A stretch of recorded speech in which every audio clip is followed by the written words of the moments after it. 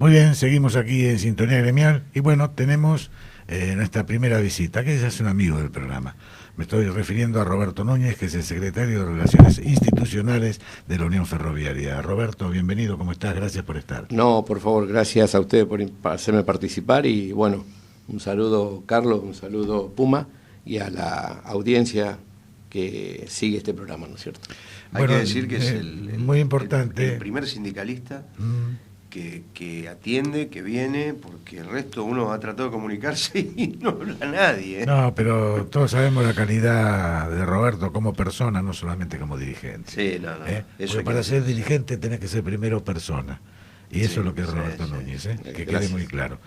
Roberto, es muy importante que estés aquí, porque el 1 de marzo fue el Día del Trabajador Ferroviario. Y yo tengo una pequeña perlita que viene de tu lado, obviamente, y que quiero que todos escuchen porque es algo que realmente mucha gente no sabe cómo fue. A ver, vamos a escuchar esto que tengo aquí. Espera que llego yo con la tecnología.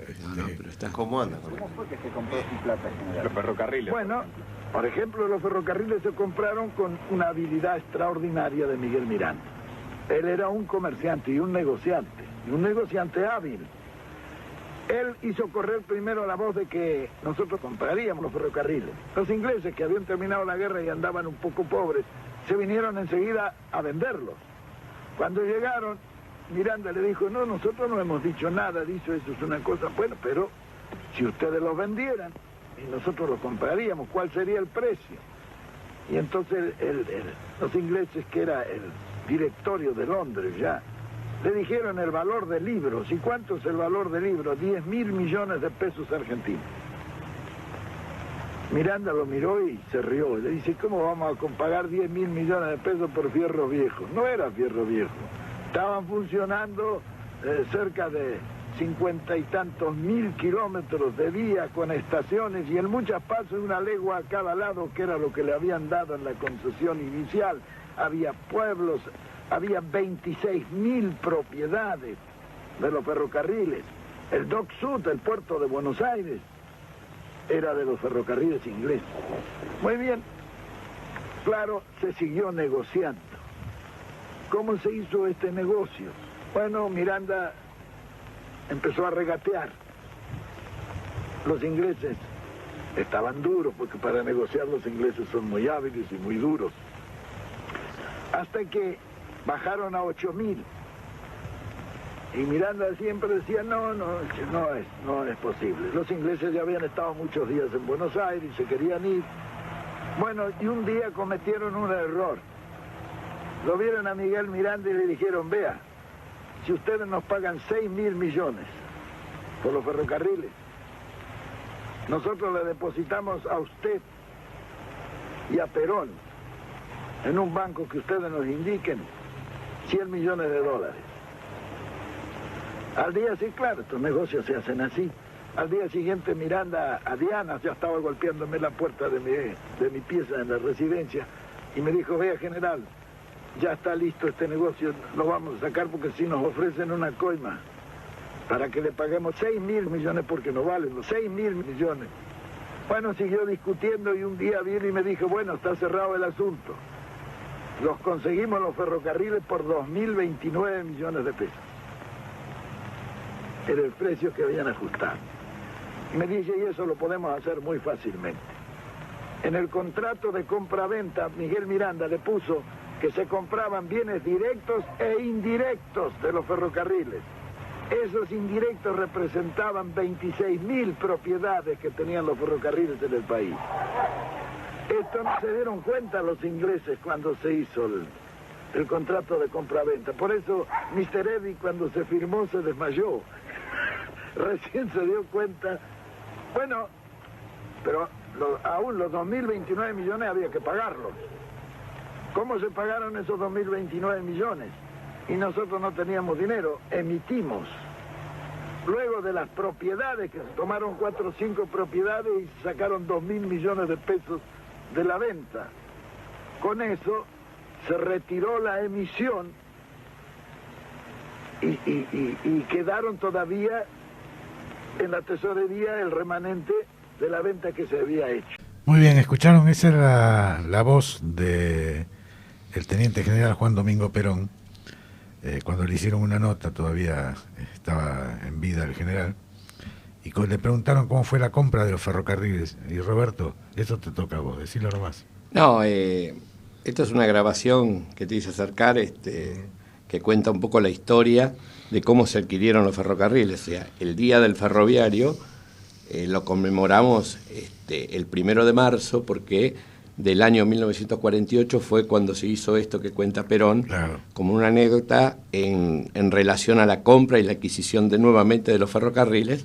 Así es. Para la Argentina.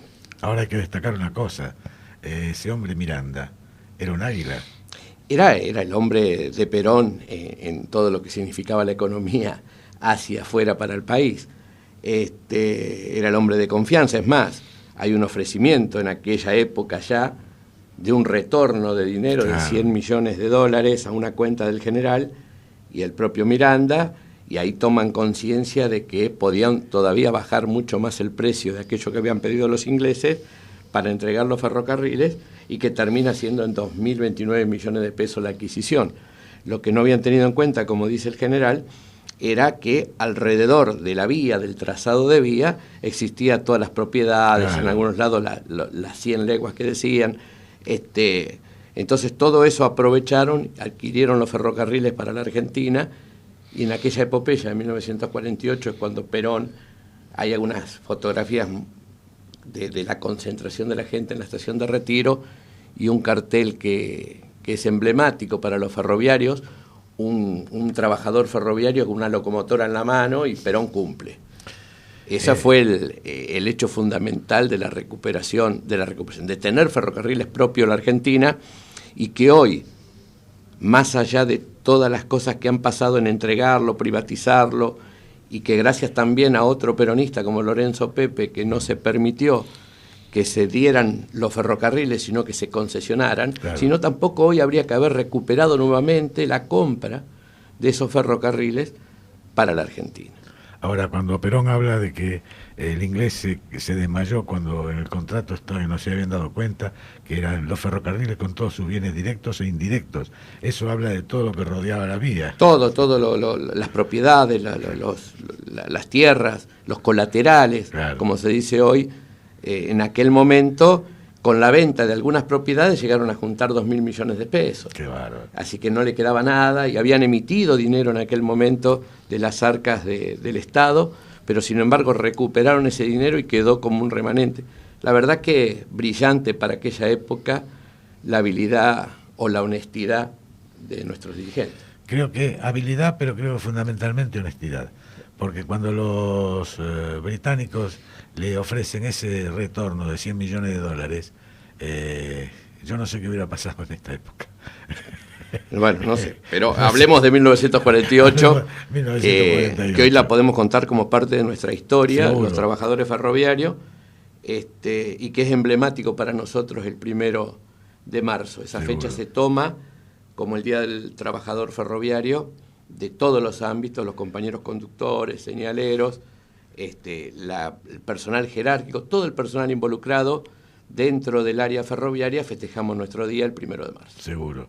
La verdad que esta es una perlita, que no sé por qué se cortaba tanto el audio de esto, lo tengo en el teléfono. Ahora, ¿tienen pensado el año que viene, considerando el audio, la historia, el 3 veces presidente de los argentinos, el teniente general Juan Domingo Perón, la honestidad, que es una palabra hoy que si se tendría que llevar a la práctica, creo que más de un dirigente queda tecleando en el aire, en estas horas que estamos viviendo de tanta preocupación sobre lo que es la histórica CGT, que justamente es otro ámbito que tiene mucha historia junto al 3 veces presidente de los argentinos, el teniente general Juan Domingo Perón, pero considerando justamente, Roberto, esto de que fue en 1948, el año que viene se cumplen 70 años, nada más ni nada menos, y creo que ustedes y muchos otros ferroviarios que están relacionados y emparentados con este paso de la historia, calculo que lo van a subrayar con algún acto importante, porque no se cumple todos los días 70 años de un momento tan histórico como lo marca, justamente en sus palabras, nada más ni nada menos que el teniente general Juan Domingo Perón. No me cabe ninguna duda que todos los trabajadores ferroviarios, más allá de cualquier identidad gremial que tengamos, tenemos que asumir la responsabilidad de un gran festejo por el hecho histórico al cual estamos dándole mención en los 70 años. Yo creo que no me va a caber duda que se va a hacer un gran acto festejando los 70 años del primer ferrocarril argentino, que lo volvíamos a recuperar para la nación, ¿no es cierto? Con ese ejemplo de dirigencia como fue Perón. Hoy, como vos decís, Puma, tan vapuleado el tema de la CGT y todo lo que nos viene pasando. Creo que son etapas que tenemos que superar, principalmente el pueblo trabajador, y yo creo que estamos a un paso de cambiar la historia nuevamente de nuestra conducción. Veremos qué es lo que va a suceder en estos días, no va a ser a muy largo plazo. Los dirigentes que conducen tendrán que definir en un plenario o como se decida en su momento en el Confederal, pero tienen que decidir una fecha, por lo menos para iniciar con un paro. Pero tenemos que tener claro qué queremos después del paro. Claro. ¿Ahora esto le ha servido al gobierno? Y hay varias lecturas para poder hacer. El gobierno puede haber sacado algún provecho, pero también se le escapó de las manos lo que ellos creían que iba a pasar. Claro. Tanto al gobierno como a los dirigentes gremiales. Mi gremio puntualmente no marchaba por esas cosas de que no estábamos de acuerdo con la conducción o la forma de conducir la CGT. Pero teníamos absoluta libertad de poder concurrir a aquellas agrupaciones políticas que pertenecen al ámbito gremial. Y bueno, yo marché junto con mis compañeros de agrupación, como otras agrupaciones de otros ferrocarriles. Ahora quería volver un poco a esto de la historia, sí, del discurso, realmente una perla, como recién nos manifestaba Carlos Iglesias, y hacer en esa fiesta, invitar a dos personajes. Uno ha estado justamente en el aire en el programa, que es Lorenzo Antonio Pepe, que ocupa un lugar muy importante porque es el titular del Instituto Nacional Teniente General Juan Domingo Perón. Así es. Y también a Oraldo Norbel Britos, que está con Jerónimo Momo Venegas en el Guatre, justamente colaborando. Dos tipos, dos colosos de nuestra política nacional en momentos históricos, pues Lorenzo ha sido diputado nacional en más de una oportunidad y Oraldo Britos ha sido senador nacional. Pero siempre con un detalle que lo hemos escuchado en algunas sesiones, tanto de senadores como de diputados, diciendo: nosotros somos ferroviarios, como esa canción de Jairo. Somos ferroviarios y luchamos justamente por nuestro ferrocarril. Siempre lo ha dicho Lorenzo eso. Y sería muy noble de parte, por supuesto, de todos aquellos que están involucrados justamente con el ferrocarril, con nuestros ferrocarriles argentinos, de invitarlos, ojalá, el año que viene, cuando se conmemore estos 70 años de algo que tiene historia. Hay un parangón a veces que uno hace que es un poco distante de lo que uno va hablando, pero cuando hace muy pocos días atrás me encontré con uno de esos tantos vigilantes de la esquina de la casa, y está muy molesto justamente con el tema de que les han arrebatado la historia de lo que es la Policía Federal Argentina. Y fíjate que acá, cuando fue las privatizaciones que hizo Carlos Menem, también quedaba en la historia el nombre de Ferrocarriles Argentinos, que una vez en Canal Volver ve los trenes de distintos colores que han surcado la geografía de la República y donde los ingleses han hecho en ese trazado todo hacia el puerto de Buenos Aires, siempre, como dice la historia, con el fin de llevarse todo de la República. Pero bueno, que mira el mapa de los ferrocarriles. Se da cuenta, ¿no es cierto? ¿Compartís esto? Claro, la pucha.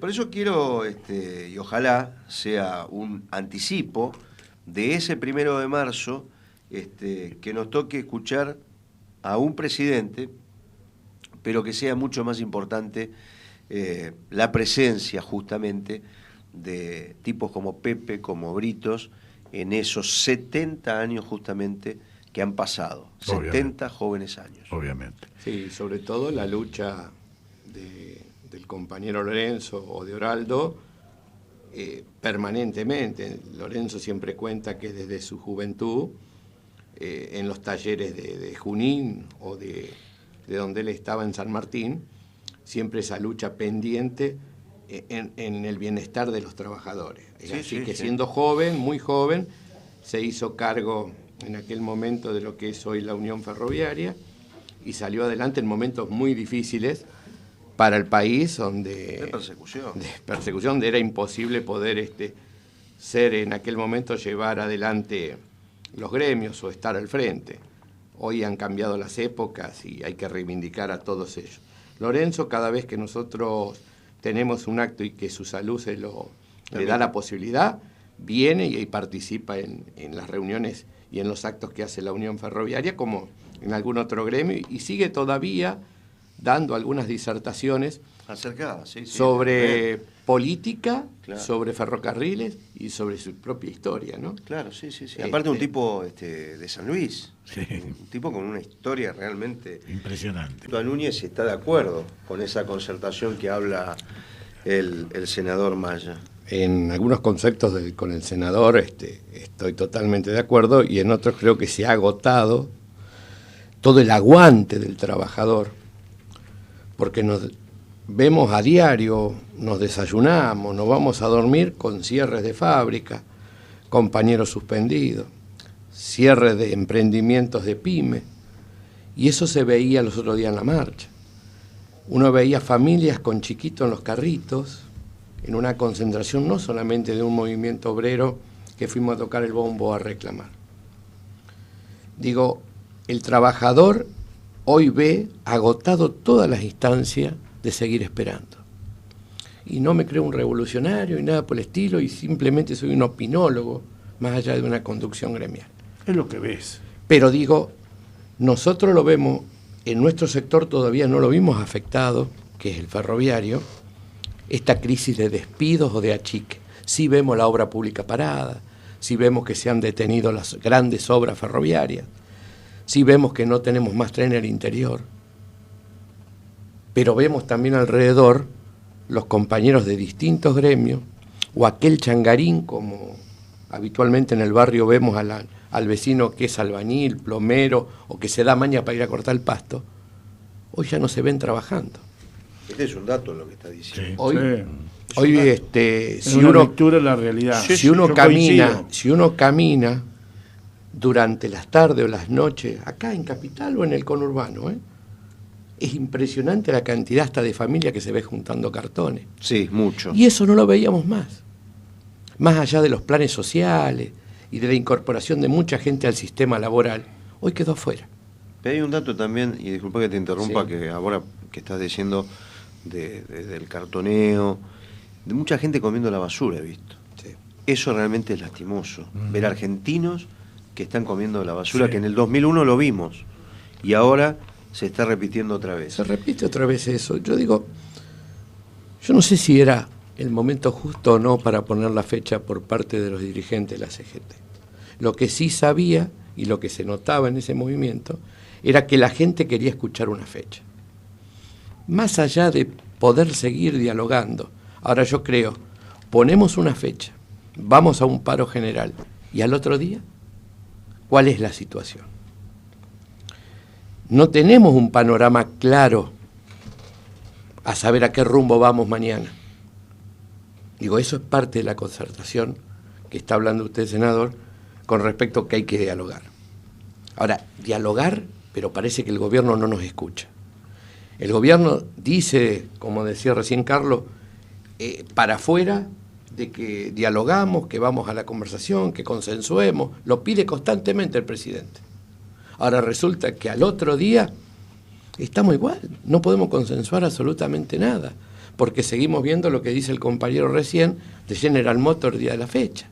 Sí, que esto es algo nada más que ha surgido hoy.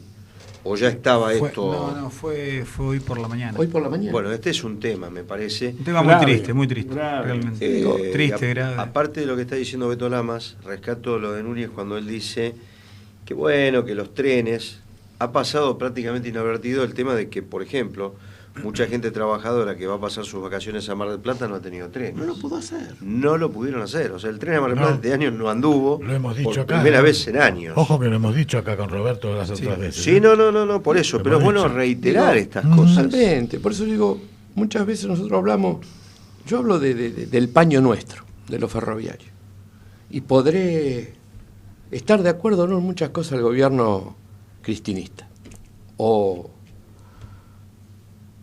cómo fue planteado la política ferroviaria. Pero yo sigo sosteniendo que después del gobierno del general Perón, el que más le dio a los trabajadores ferroviarios fue el kirchnerismo. Bueno, ahí convengamos que hubo una gran participación de Randazzo. Sin ninguna duda. Pero hay- Fue una cuestión que le podemos atribuir más que todo a Randazzo, que le También. dio un gran impulso a las políticticas ferroviarias. Pero Héctor, quería hacer una salvedad justamente, quería Coincido con vos. saber tu opinión. Perdóname, Sí. pero esto lo quería decir, porque lamentablemente esa decisión viene después de un grave accidente. Pero hasta que agarró Randazzo, Después, no le vimos nada. La participación de Randazzo le dio un trámite Sin ningún- revolucionario a lo que es la Totalmente. política ferroviaria. Toda la política ferroviaria anterior a Randazzo fue compra de material obsoleto a Portugal, a España. Lo hemos tirado ahí. al lado, Están sí. arrumbrándose en Sí, todos los sí. lugares.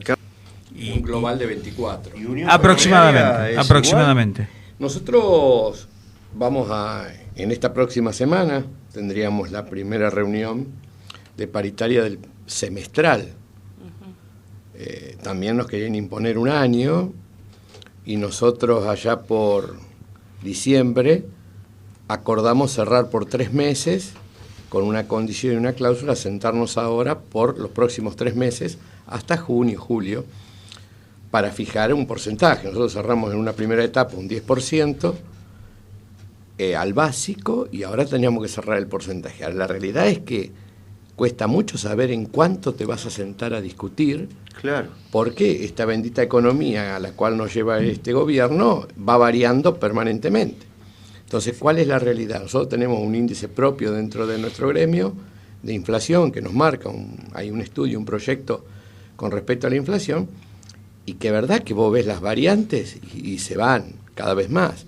Entonces yo digo, el cerrar ahora por estos próximos meses, por estos próximos 3 meses, va a significar también una etapa de corte a junio para tener una idea a fin de año. Creo que va a ser una etapa difícil, creo que no va a ser poder acordar por más cintura que tenga la estructura gremial, el compañero secretario general, en el momento de discutir la paritaria, va a ser difícil y va a ser el acompañamiento no solamente de los trabajadores del área, sino es el resto de los trabajadores, porque van a tener que tener un equilibrio, ese punto de aumento salarial en la economía de nuestros bolsillos, que la vemos deteriorada permanentemente, y hoy se está hablando, que vos lo tiraste recién en la mesa, Puma, ese 25% del IVA va a significar un 4% menos en el salario de los trabajadores, porque el IVA lo pagan los asalariados, lo paga todo el mundo, claro. pero nosotros lo vamos a ver rescindir, ese 4% entregarlo al sachet de leche, más de lo que se está pagando hoy. Ese 21 se transforma en 25, es el 4% menos de nuestro salario. En forma global se va a significar que el salario achica. Así que estamos otra vez ahí, vamos atrás corriendo para poder llegar. Resulta que cuando estamos cerca de la meta nos corren la cinta para adelante y no llegamos nunca. Exacto. Claro. Digo, un momento difícil para el movimiento obrero y para aquellos compañeros que dejaron de estar dentro del circuito laboral. Nosotros hablamos de nosotros, que tenemos trabajo, que tenemos salario, que la podemos pelear todavía día a día para poder conseguir una mejora. Ahora hay compañeros y compañeras que quedaron fuera del circuito. Los pocos. Ayer se escuchaba, el día de la marcha, antes de ayer se escuchaba compañeros de muchos años de servicio en el Estado que quedaban sin nada en la calle. Claro, claro. Es doloroso. Muy preocupante, muy preocupante. Recién Maya hablaba de 13 millones. Es un número que es, uno a veces se pone a ver, y es un ejército, es un ejército de gente hambrienta, de gente con dolor, de gente postergada, de gente que evidentemente tiene hijos, tiene abuelos, hay esposas, hay esposos. Creo que estas cuestiones el gobierno las está dejando de lado. Yo decía hoy que sin querer, quizás el gobierno está entrando en un tema que a veces uno no lo quiere decir, pero es un anarquismo en las calles. Maya recién decía también que uno con el vehículo no puede ir para acá, para allá, pero el clima, el mal clima o la mala onda, como se dice comúnmente, la está creando el gobierno. Hoy decían en un noticiero que ya está, la gente y el gobierno están divorciados prácticamente, que ya no es el mismo amor del primer día. El descontento y la bronca se ha instalado en la calle de la Argentina. Exactamente, y estamos, si uno entra a mirar al almanaque, a escasos 5 o 4 meses y medio de una legislativa donde el gobierno puede poner a Vidal en la boleta, pero hay que ver cuál es la opinión de la gente, sea voto electrónico, sea el voto que quieran, si opina lo mismo, porque inclusive uno observa que en aquellos barrios como Recoleta, Palermo, que también vive gente quizás con un nivel social mucho más importante, también están embroncados con Macri. Puma, No es solamente el hombre del sur de la ciudad que vota, sino que también el tipo que tiene un mango dice, no, pará, el estacionamiento me sale esto, rentas me mandan esto, la boleta de agua me mandan esto, lo veo y lo percibo todos los días. Entonces creo, y me parece, que si el gobierno sigue escuchando a Marcos Peña y a Macri, me parece que vamos mal. Fíjate una cosa, estamos hablando de que el gobierno, se le dio espacio al gobierno, y hay un viejo dicho que dice que no hay peor ciego que el que no quiere ver. El ministro Triaca, me parece que es miope, porque dice que vio 40.000 personas en la marcha del martes. Y me parece que tiene que comprar anteojos. No, prismáticos, prismáticos. O un telescopio. Un telescopio, sí. Pero fíjate vos que Frigerio también convoca el diálogo de la CGT, pero no reconoce errores en la economía. O sea, lo que estamos viendo acá, muchachos y chicas, cinismo y soberbia. Exactamente. Cinismo y soberbia de estos que se creen los dueños del país y los dueños de la gente. Y no, dijo, lo decíamos recién, estando el senador Maya, son mandatarios, es el pueblo que le dio el mandato mediante el voto. Que el pueblo se haya equivocado es otro tema, por pero son mandatarios, el pueblo le dio el mandato. Entonces, acá vos ves la soberbia, el cinismo, como dice María Fernanda. Y Vidal sigue descontando días de paro. Cuando la justicia dijo que no, que es inconstitucional. Le obligó a retribuir del año pasado justamente los días que habían descontado. Claro, pero ahora sigue descontando estos días de Por paro. eso, así que va a tener que seguir devolviendo. Pero ahí te das cuenta cuál es la mentalidad de un gobierno que, es despiadado. Vos lo dijiste muy bien, va a seguir devolviendo. Es lo mismo que la prueba y el error que sigue claro, utilizando el gobierno de Macri. Seguimos con los CEOs. Me parece que el gobierno no se da cuenta que cada vez somos más los que entendemos y comprendemos que vinieron a llevarse puesto el trabajo argentino, este gobierno, ¿no? Se vino a llevar puesto el trabajo argentino, se vino a llevar puesto la educación pública. Y no registran que estas marchas que se han dado en estos días, que han sido magníficas, marcan una nueva etapa en Argentina. Seguro. Una nueva etapa de lucha, una nueva etapa de pelea, una nueva etapa de movilización, una nueva etapa... A hecho, quisiera sumar que en realidad muchos, incluso desde el movimiento obrero también, sabíamos qué ideología, qué sesgo ideológico iba a tener este gobierno. O sea, no nos sorprende, más allá de que por ahí lo que sorprende un poco es la crudeza con la que se llevó adelante, pero discutamos a qué grupos pertenecen, qué ideología tenían. Acá se pone de manifiesto algo muy importante, disculpa que te interrumpa. Sí. Acá viene a veces invitado, y es un amigo, Alejandro Bodar, que por qué la izquierda está creciendo tanto. Justamente por esto, porque los partidos tradicionales tampoco están invocando lo que corresponde, porque ni siquiera se habla de la historia de los partidos. o del abrazo de Perón y Balbín y tantas otras cosas que hemos hablado y que el senador Maya también lo habló. Pero reconocido también por Alejandro Bodar. Sí, por supuesto. Reconocido también que la izquierda no crece más a nivel... Por la división. Por la división que hay en la propia izquierda. Sí. Claro. Ya lo dijo acá en estos micrófonos. Claro, porque si no, crecería mucho más. Crecería mucho más. Porque están los que cuidan su quintita dentro de la izquierda, entonces no se fijan en el contexto general. Se fijan nada más que en lo de ellos, lo propio. En lo propio, esa quintita chiquitita que no le sirve a nadie.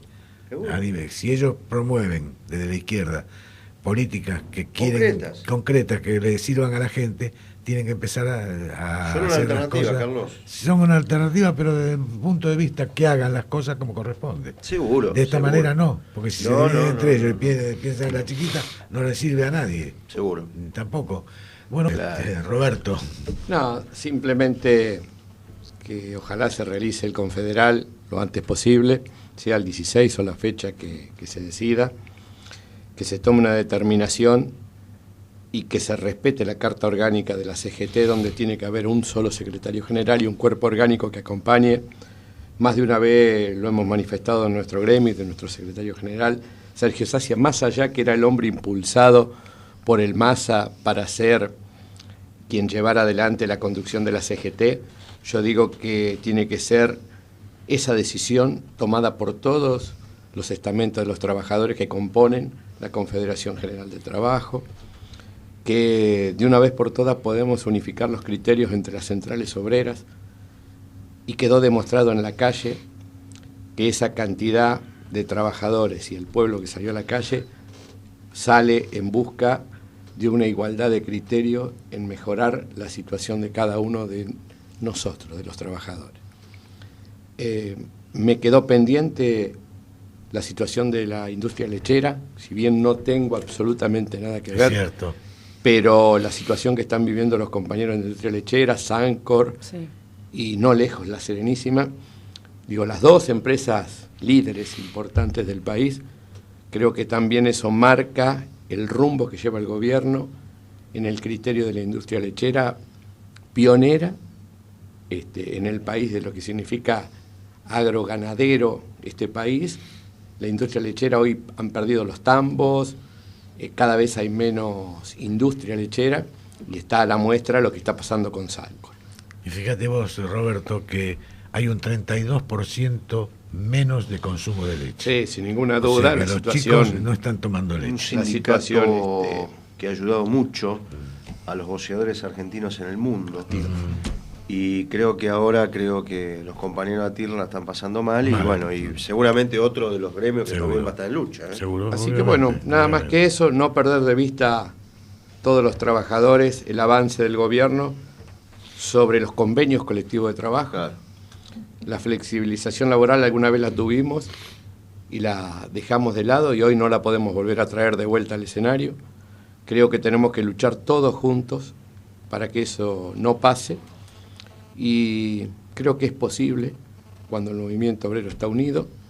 Quedó a la vista lo que nos pasó el martes, no opaca la cantidad de gente que había y no es que se pelean, sino que se reproducen.